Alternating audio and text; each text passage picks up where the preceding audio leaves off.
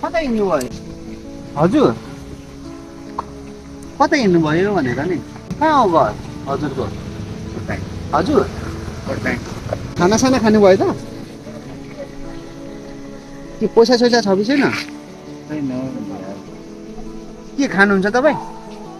के खानुहुन्छ फेरि यस्तो छ अवस्था बस्नु नहुने ठाउँहरू छ के खाने भने भन्नु दाइले यहाँ सोध्दै हुनुहुन्छ त हजुर चाउचाउ बनाइदिनु न हुनु के हो चाउचाउ ल्याइदिनु त हजुरलाई कुरुम कुरुम खाँदै सुत्नु न है चाउचाउ तिमीले है पानी एउटा दिनुहोस्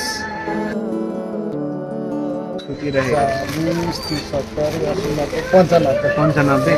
ओके